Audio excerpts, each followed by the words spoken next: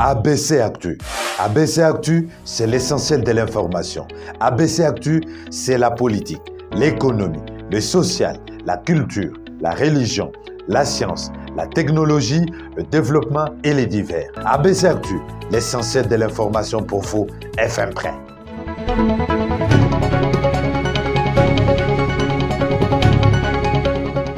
Fin de semaine avec ABC Actu, l'actualité de ce vendredi, c'est après ceci. Signature de l'accord portant statut de la force régionale de la CAE pour la paix dans l'Est de la République démocratique du Congo. C'était face au chef de l'État, Félix-Antoine Tshisekedi, à la Cité de l'Union africaine.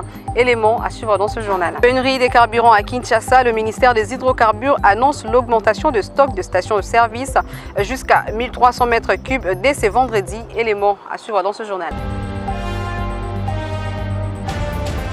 Bonsoir chez vous. Signature ce jeudi de l'accord portant statut de la force régionale de la communauté de l'Afrique de l'Est pour la paix en République démocratique du Congo en présence du chef de l'État Félix-Antoine Tshisekedi. Cet accord intervient lors de travaux de la commission économique de cette organisation tenue à Kinshasa. Regardez. Le délégué et expert de pays membres de la communauté de l'Afrique de l'Est est réuni à Kinshasa du 7 au 9 septembre dans le cadre de travaux de la commission économique de cette organisation ont signé jeudi devant le chef de l'État Félix-Antoine Tshisekedi à la Cité de l'Union africaine l'accord portant statut de la force régionale de cette communauté, laquelle devra bientôt se déployer dans l'Est de la RDC pour y restaurer la stabilité, la paix et la sécurité.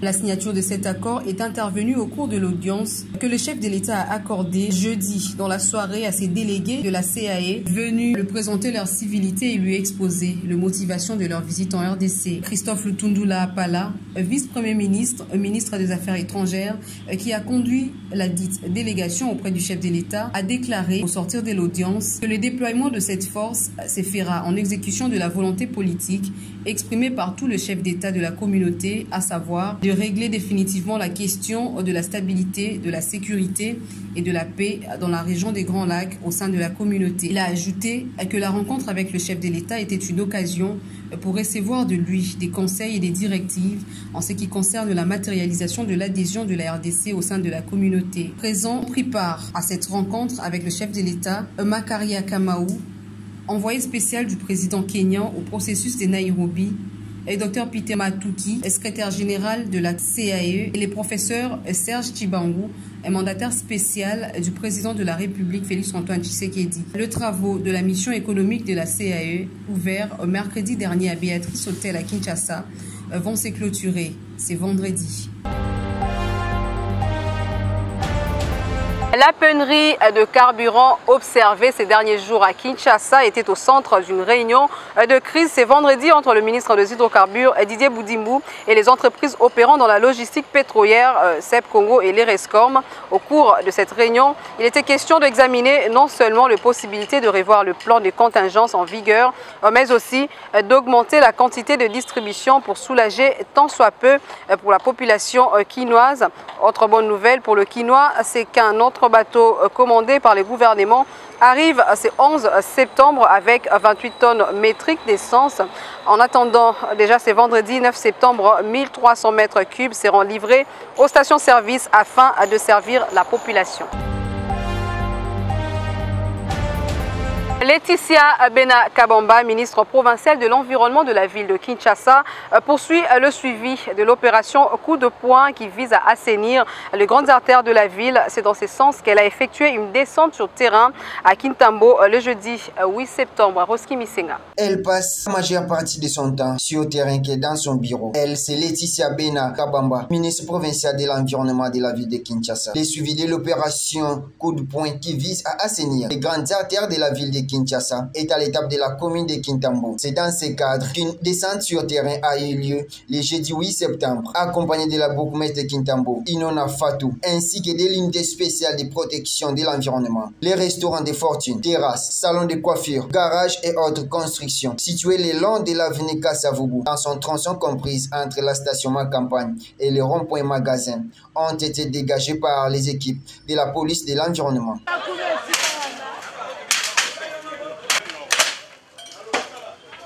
Procédant toujours par l'écoute de la population, Laetitia Bena Kabamba ne s'empêchait pas d'échanger avec les habitants qui, après échange, comprenaient la quintessence de cette opération.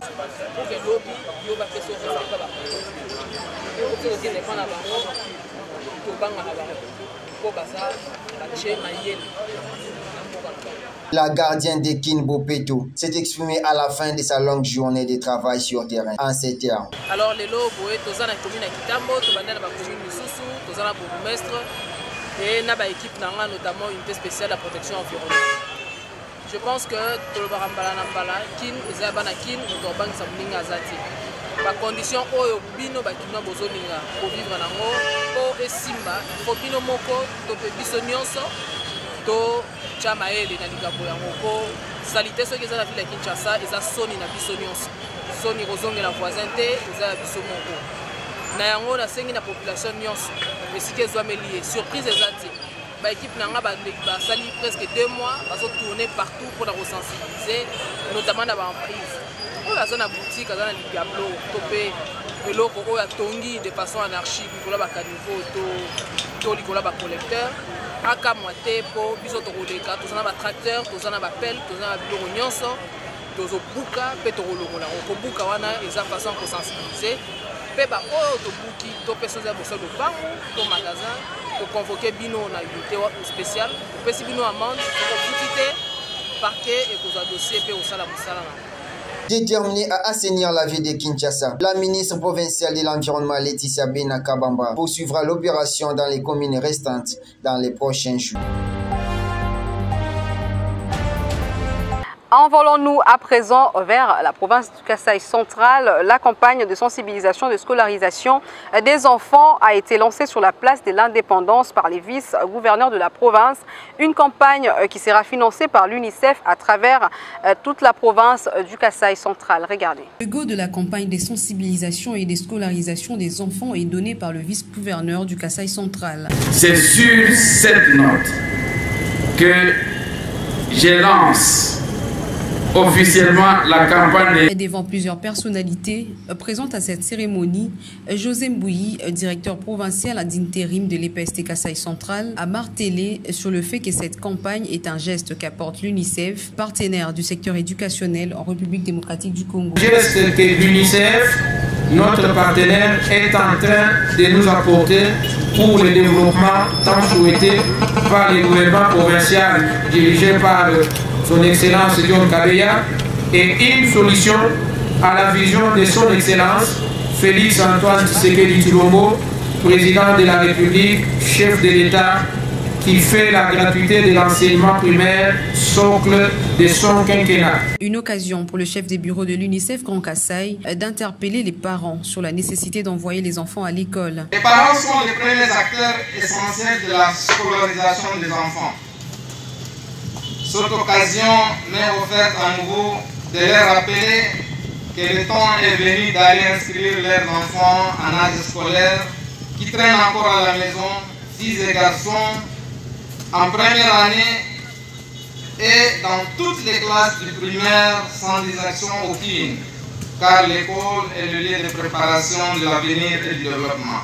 Reprenant la parole, Martin Makita Fouamba, vice-gouverneur du Kasaï central, s'est félicité de l'appui du gouvernement central et provincial ainsi que de partenaires dans l'accompagnement de la gratuité de l'enseignement dans cette province. L'année passée, nous avons atteint un accroissement de la population scolaire de plus de 15%. Et nous avons aussi déployé des efforts remarquables pour améliorer les conditions d'accueil des enfants en construisant plus de 243 salles de classe avec l'acquisition de 8018 bancs pupitres avec l'appui de nos partenaires et 100 bancs dont du gouvernement provincial. Une composition musicale et une pièce de théâtre interpellant les parents et les enfants sur l'importance des études étaient au rendez-vous à ces lancements. Restons toujours au Kasaï central pour parler de l'inauguration d'une école construite par l'UNICEF ce jeudi 8 septembre en faveur de la communauté Kalemba Mulumba dans la commune d'Nganza à Kananga. C'est Marie-Jeanne Toudimouena, ministre provinciale de l'Éducation, qui a présidé l'activité. Œuvre de l'UNICEF en faveur de la communauté de Kalemba Mulumba à Kananga, cette école compte en son sein un bâtiment de 9 classes équipé par des bancs, plus un bureau pour la direction, 2 installations sanitaires pour les filles et garçons. La remise de ces bijoux à la communauté a été faite jeudi 8 septembre à la satisfaction de bénéficiaires, dont les curés de cette contrée qui s'est exprimé. Réel plaisir pour moi de prendre la parole au nom de la communauté de Kalemba Mulumba pour exprimer un double sentiment qui se résume en ces 2 termes: gratitude et joie. J'ai le devoir de dire au nom de la communauté locale un merci sincère au chef de bureau de l'UNICEF ici présent pour nous avoir dotés de ces bijoux qui a transformé notre milieu de vie et permet à nos enfants d'étudier dans un cadre sain et approprié. Gratitude et joie pour les élèves qui se sont fait représenter par un des leurs pour dire merci. De vivre pour l'UNICEF pour nous avoir dotés de ces jolis bâtiments de 6 classes, des toilettes hygiéniques de filles et de garçons séparés. Nos salles de classe sont équipées de tableaux noirs et de bancs pupitres. La ministre provinciale de l'Éducation, Marie-Jeanne Toudimouena, qui a présidé cette activité au nom du gouverneur de province, a procédé à la remise des fournitures scolaires, dont de l'UNICEF aux élèves, mais a aussi coupé les rubans. Des kits scolaires et nous remettons à nos enfants à travers eux qui représentent tous les enfants de la province éducationnelle pour les féliciter et les encourager à venir à l'école et terminer le cycle primaire. Une visite guidée des infrastructures a marqué la fin de cette activité. Poursuivons cette session d'information avec Maître Donat Bienge et sa fondation qui réalise un carton plein à Chikapa dans le Kasaï. Le président de la fondation qui porte son nom accueilli comme un prince chez lui. Donat Bienge est allé lancer officiellement sa fondation et évaluer ses activités sur terrain. Urbain Kabeï. La ville de Chikapa, dans les Kasaï, a réservé un accueil digne de son rang à son fils de terroir, Maître Donat Bienge, et sa fondation qui porte le même nom. Ici, la population à Liès a fait la marche jusqu'au lieu de la manifestation où les chouchous du coin a eu à échanger avec les souverains primaires en langue vernaculaire.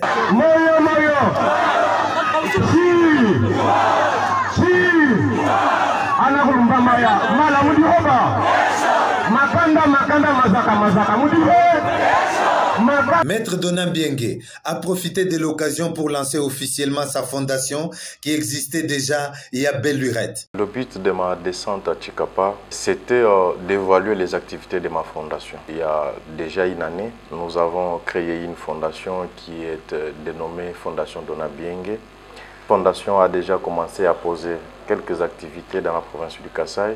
Il était important pour nous de descendre en vue d'évaluer les activités de notre fondation, ce qui nous a permis d'avoir une idée exacte sur ce qui s'est déjà passé, ce que nous devons envisager maintenant pour l'avenir. Notre fondation, c'est comme toute autre fondation, c'est une ASBEL. Cette association est là parce qu'elle a des objectifs qui sont à caractère social. Une fondation qui soit plus proche de la population, en vue de poser des actions qui puissent aider la population à sortir tant soit peu des difficultés où elle se trouve. Pendant son séjour dans les Kasaï, la fondation Donat Bienge a pris en charge les frais de maternité de plus de 2500 femmes ayant donné naissance en l'espace de 6 mois dans la ville de Chikapa. Disons que cet acte de générosité s'inscrit dans le cadre de la vision du chef de l'État, Félix Antoine Tshisekedi Tshilombo, laquelle consiste à soutenir le projet sanitaire de la couverture santé universelle lancé il y a quelques mois, assurant chéri Maître Donat Bienge. L'homme le plus près de sa population ne s'est pas arrêté là. Il a encore pris en charge les frais d'intervention chirurgicale de plus de 100 malades. Nous avons beaucoup de domaines d'intervention, mais pratiquement là, nous avons priorisé les domaines de la santé. Nous avons déjà posé beaucoup d'actions. À ce jour ici, nous avons lancé l'opération Maternité 0 francs. Nous sommes aussi dans les domaines routiers. Dans ces domaines-là, nous avons mis en place les cantonniers. Nous avons répertorié certains axes où nous avions compris qu'il y avait beaucoup de difficultés de circulation de notre population, en vue de permettre à la population d'évacuer facilement leurs marchandises. Nous avons lancé l'opération dans le secteur de l'eau. C'est-à-dire on s'est rendu aussi compte que la population est en train de prendre une eau qui n'est pas potable. Et cela crée aussi plusieurs maladies. Nous avons commencé par lancer ces opérations, c'est-à-dire l'entretien des sources. Sinon, cet acte est une façon de venir à la rescousse de cette population démunie et vivant dans une précarité extrême, a surenchéri le numéro 1 de la Fondation Biengue. Rappelons ici que les bénéficiaires de ce geste de charité habitent les secteurs de Bampende, le Valuchikou et bien d'autres. Sinon, sa tournée dans le Kasaï s'est soldée sur une note de satisfaction.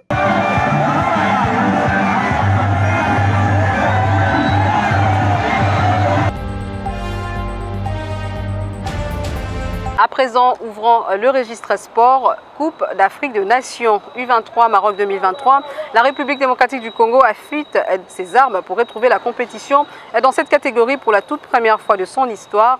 Pour ce faire, la Fédération congolaise de football association FECOFA avait récemment nommé un nouveau staff technique dirigé par Raoul Chungu.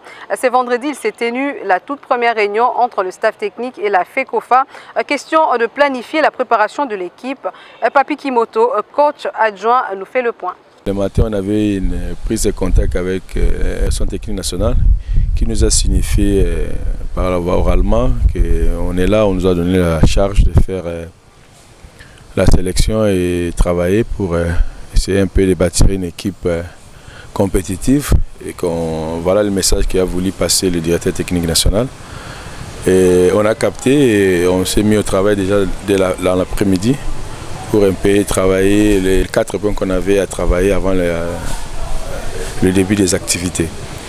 À savoir le regroupement et le début des activités, les tests médicaux, le programme, la planification des séances et la sélection qu'on vient de terminer. Bon, avant de publier cette sélection, il faut d'abord vérifier sur le système FIFA Connect pour savoir un peu si tous ces joueurs-là sont éligibles à être sélectionnés chez les U23 parce qu'il y a des règles qui sont là, on a des règles aussi, donc il faut respecter ça avant de publier la sélection.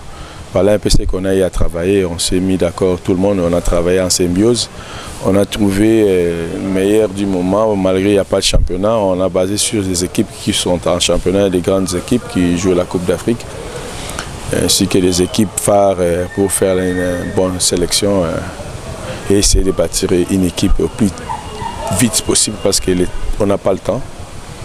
Déjà le match est le 22, donc il faut faire un travail vite à la fois et bien. Toujours en sport, l'AS Vita Club entre en lice ce dimanche au tour préliminaire de la Ligue des champions africaine face au club botswanais de Gaborone United.